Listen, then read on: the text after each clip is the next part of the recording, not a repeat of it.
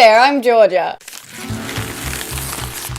And as long as I can remember, I've always been obsessed with something. I've just always gone through these phases of liking something to the point where it takes up all my spare time and it's the only thing I can talk about. Like for instance, when I was a little tot, my very first obsession was Beanie Kids. Beanie Kids were an Australian collectible toy that were basically just teddy bears dressed as different things. They also had a little swing tag attached to them that told you their name and the type of bear they were. And to be honest, it felt like this little swing tag was more important than the actual bear. Because if you were to take the tag off, it was classified as pure and utter cardinal sin. Yes, I recycled that joke. I mean, they were cute. You had Angie the guardian angel bear, Fred the baby penguin bear, and these bears claimed to be Australian made. But this was the only Australian culture-based Beanie Kid I could find. Aussie the Australian bear. Like that's the best they could do. Like if these bears were supposed to represent real culture, then where's my man Dipshit the Esche bear? Or Wankstein the misogynist bear. Like I'm not seeing them on the shelf.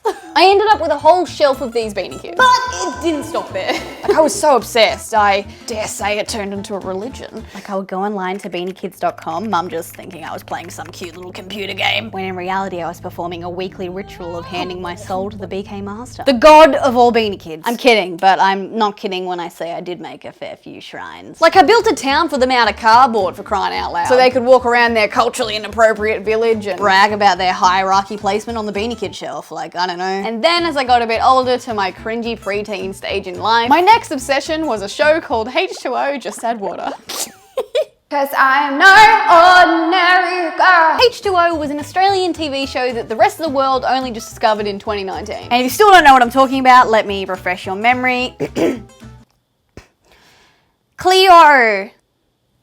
That one. The show was about 3 teenage girls that magically turned into mermaids, and every time they came in contact with water, they had about 10 seconds before they grew a tail. They also had these cute little superpowers that completely defied the laws of physics, bending water, evaporating, or freezing it with nothing but a single swift hand movement. Oh. Like I would binge watch these episodes, leaving the living room feeling all refreshed and inspired, knowing full well that this show was gonna shape my personality for the next few days. Like I'd walk around the house acting all mysterious as if I was up to something. Fleeing at the side of a full moon like a frickin' deranged hermit child and holding my hand out in front of a running tap waiting for the water to do something. I even once taped my flippers together to simulate the feeling of being a mermaid. Nearly drowned. Wouldn't recommend. But here's my issue with it, right? Brilliant concept, had a few plot holes though. Something that didn't make any sense was the fact that they were never seen by anyone that they didn't want to be seen by. Like without fail, they would always have somewhere to run and hide where no one was before they turned into a fish, you know what I'm saying? I mean, this bitch worked at a juice cafe, for crying out loud. Like you're telling me she never got a single cheeky drop of OJ on her finger without noticing and then next minute serving a customer like, hi, what can I get for you today? Like that would be more realistic. I had a few more obsessions throughout the cringy preteen stages, one of them being YouTube and the reason why I have this job today. But there's one that I feel like I will never grow out of, and that is One Direction. But mind you, I only just became a fan last year. I know. Just feel free to behead me in my sleep. I get it, I'm not worthy, it's fine. But there's a reason. In 2013 and 14, when they were still a thriving band, I was a very, very prepubescent 13-year-old with no sex drive, okay? Like I'd see 5 attractive boys and I'd see a dead lizard on the ground and I'd be like, if I resuscitated it with a straw, would it talk to me? Yep, that's right. When most 14-year-old girls were going ape shit over One Direction, I was going through a reptile phase. There she is, eating her spotty. Eating her spotty. Yummo. Yeah, I was that kid, so. Wait on me.